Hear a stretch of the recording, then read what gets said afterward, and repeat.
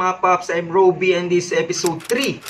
5 Bukay Shirts, gawin natin 10K. At sa mga hindi pa po napanood ng episode 1 and 2, ilalagay ko na lang po yung link sa description box.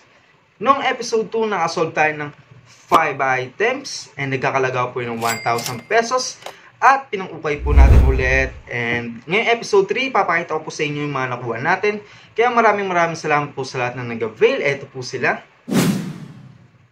And also maraming salamat po sa lahat na nag-comment ng episode 2. Maraming salamat po sa inspirasyon nyo. Ito po sila. Okay, wag na natin ito patagalin pa kasi medyo mahaba ito. Kaya peace!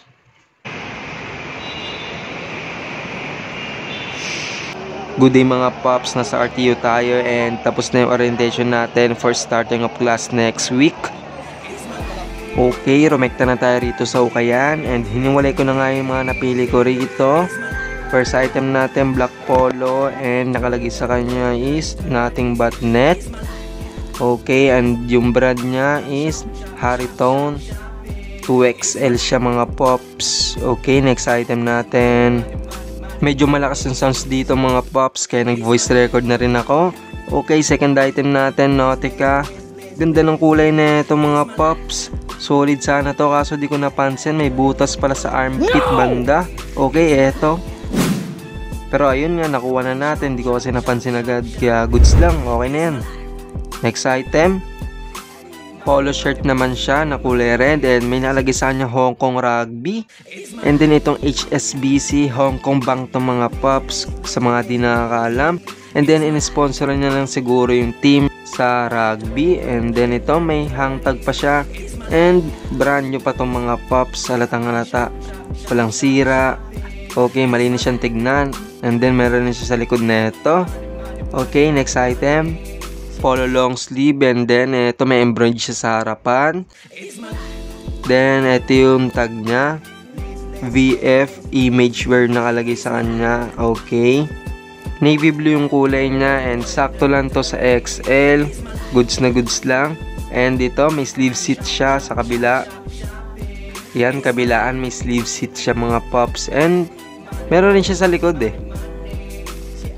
Okay, ayan lang. Next item natin. Puro polo pala ulit yung nakuha natin. Okay, ito nga oh. Polo na black. Maduros del Norte. Ganda na ito mga Pops. Kaso George yung tag niya. Ayan. Ganda na ito. Meron pa siyang mga sleeve seat. Ayun oh. Gold yung embroid niya.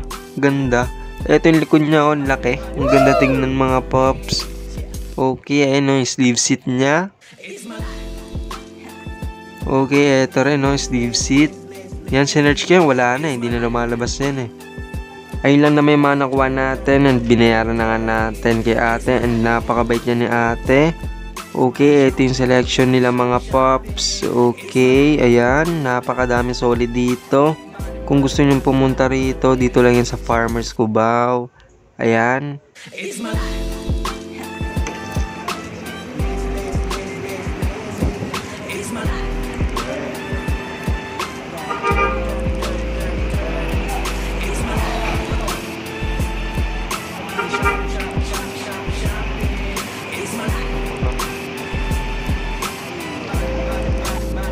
Papunta na nga tayo rito sa terminal ng bus. Okay, ayan, nakasakay na nga tayo rito. And nakasabay pa natin dito si Ate Clay. Wow! Ayan nga.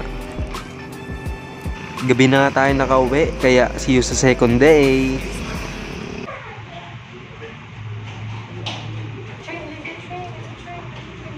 Sinamahan ko nga si Mama magpa-check up. And dito nga, uwi na si Mama. At ako, dediretso naman ako sa Ukayan. Let's go!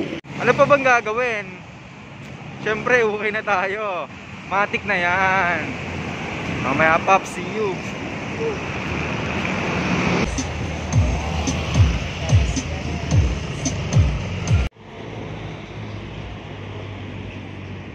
First spot natin to sa Antipolo City at hindi ko na na-videohan. Mamaya na lang pag-uwi natin mga Pops.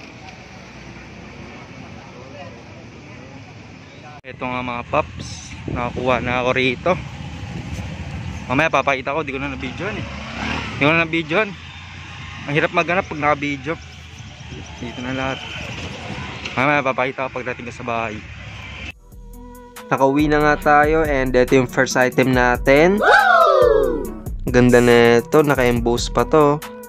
Okay, ayan o, kompletong-kompleto yan, walang kulang. Yan, kompleto-kompleto yan, goods na goods. And ito lang issue niya, ayan sa paa niya, may kulang dito and dito rin may kulang. Pero overall, goods na goods. Eto, ang ganda ng pagka-emboss sa kanya mga pops. Ayan o, parang bago pa to. Okay, eto, ang ganda ng neckline niya, beefy na beefy. Cotton pala yung tela niya and medyo mabigat siya at makapal yung tela niya, kaya ang ganda niya. Tapos yung mga design niya, kumikintab yan pag nasa araw, kaya solid na solid. Ang ganda tignan neto. Okay, next item natin. Ito naman, navy polo shirt din siya mga pops. Okay, ito yung tag niya. Round 3 X York. 3XL naman to mga pops. And ito, may pocket siya. Okay, masakit pa naman dito niya, yung mga sleeves niya. Goods naman siya, medyo malaki lang talaga. Okay, next item natin. Eto nga mga pops, Jeep. Ayan, freedom and capability yung nakalagay. Ayan, design lang naman to. Legit na Jeep naman siya. Okay, ito yung tag niya. Ayan, may Jeep. Then, ito yung likod niya, may embroidered na Jeep rin. Ayan. Yung size niya pala, XL siya. Okay, goods na rin yung size niya. Okay, next item natin. Ito naman si Pink Panther. Okay, violet naman yung kulay niya. Ito, medyo malaki rin to. XL rin yata yung size na ito. Okay, ayun na yung tag niya. Pink Panther. And 2019. Made in Korea siya. Okay, next item natin. Ito naman, ang ganda na ito. Legit. Okay, ganda na ito, Panda Chief Indian. Ito, naka-embroid to, eh, no? Quality yung pagka-embroid. And nakita ko yung presyo niya. Ito yung presyo niya. Ayan. Okay, ito yung tag niya. Yung size niya naman, XL to large naman to.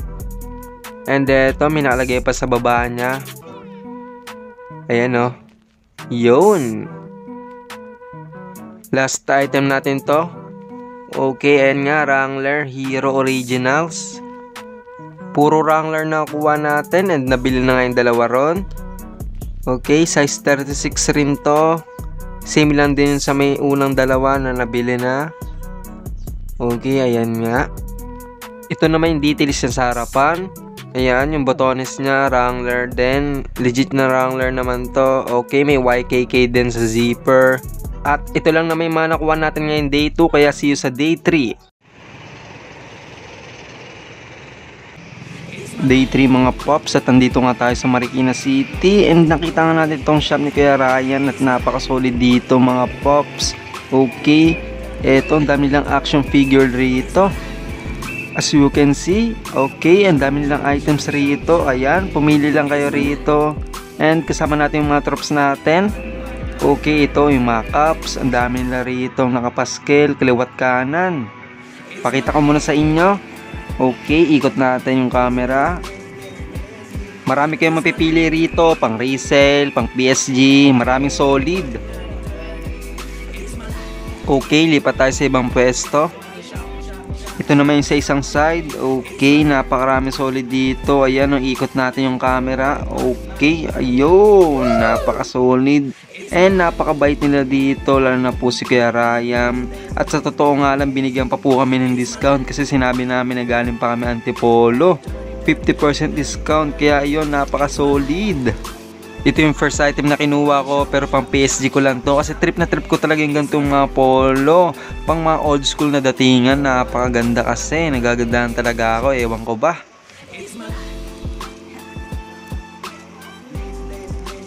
Next item na kinuha ko, ito naman pang resell ko na talaga to. Okay, nakalagay sa kanya Fraser River Lodge. Meron din siyang print sa baba. Ang nakalagay sa kanya is 20th anniversary. Okay, ito naman yung likuran niya.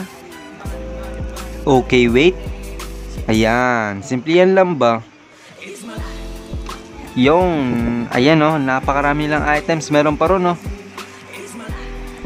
Okay, ito yung isang item na kinuha ko at syempre pang PSG natin to, napaka-solid na ito. Okay, ito pala si Sir Ryan. Maraming salamat po sa inyo Sir Ryan, napaka-solid na discount yun. Ito po pala yung Facebook page nila. Ito rin po yung exact location store nila kasi medyo taguto eh. Nagtanong-tanong lang din kami kaya kami napunta rito. Ito lang naman sa day 3 natin mga pops. See you sa day 4.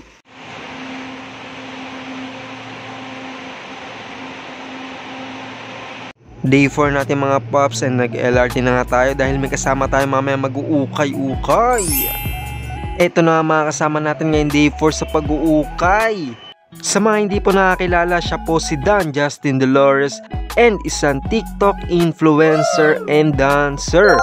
Siya lang naman ang gumawa ng mga TikTok dance trend noon, katulad na lang ng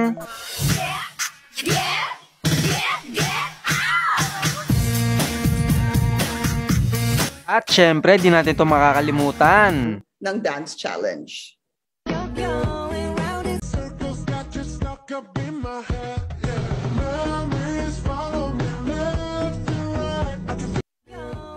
Siya si TikToker Dan Justin Dolores na nagpauso ng left and right dance craze. Ayun nga mga pops, ito na po pala yung bago niya account sa TikTok kasi naban na yung dati niyang account, sayang lang. Pero ayun nga, umpisa na natin to, let's go!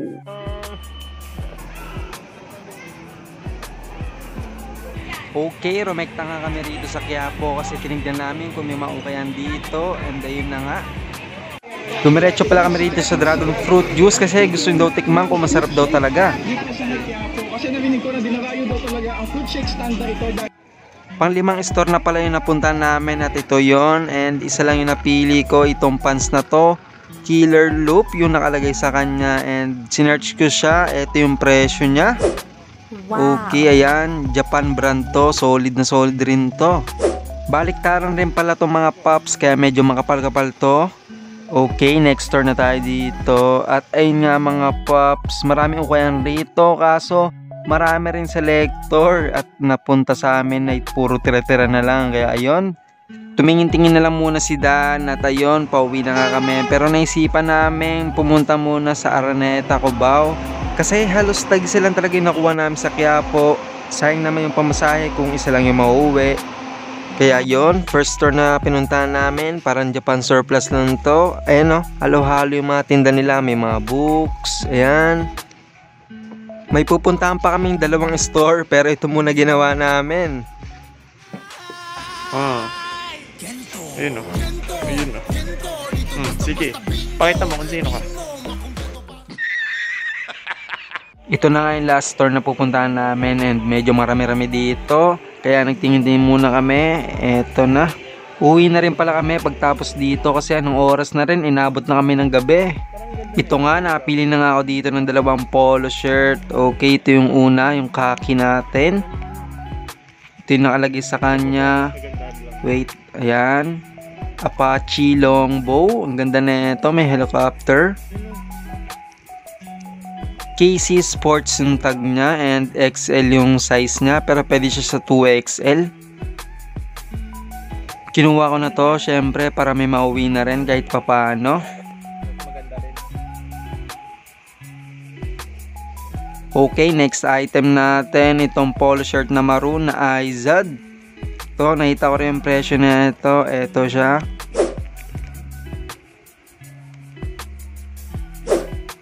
Nga pala, onting trivia lang, sila Cost pati si Izod dati is magka-partnership.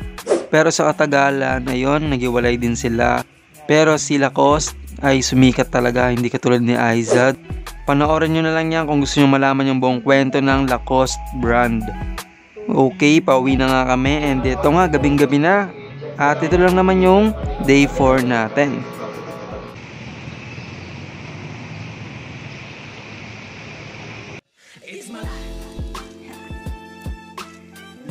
First item na nakuha natin na itong mga pops, random t-shirt lang pero ang angas kasi ng print niya sa likod. Okay, no? Ganda oh, life on like. Yan, buong buo pa yan. Ang ganda naman yung mga pops. Next item natin itong mga pops, itong plain na red t-shirt and medyo malaki to. Ito yung tag niya, king size. Ayan, medyo malaki to. Plain lang yung mga pops. Next item natin, itong Dockers na polo shirt, maroon. Okay, ayun o, Dockers. Goods na goods rin to. Medyo malaki lang talaga. Puro malalaking size yung nakuha natin dito. Okay, ayan o, Dockers. Ito yung likod niya. Then, next item natin, random t-shirt lang din to. Itong Mentimate. Ang ganda kasi, buong buo pa yung print niya. Wala siyang basag, kaya ang ganda niya tignan. Okay, ito yung last item na nakuha natin ngayon, day 5. Ito lang naman yung day 5 natin. See you sa episode 4 mga pops. Kita-kits ulit. Peace! Ayun nga mga pops, kung may trip kayo sa mga items na nakuha natin, just follow my accounts. Okay, marami tayong items dyan. Dinidelete ko lang po yung mga sold items na po. Kaya maraming salamat po sa inyo lahat. Naway supportan nyo po ako. Mahirap man po, pero kakaanin po natin to. Naway hit po natin yung goal na 10K. Kaya maraming salamat po sa inyo lahat. Yun lang po.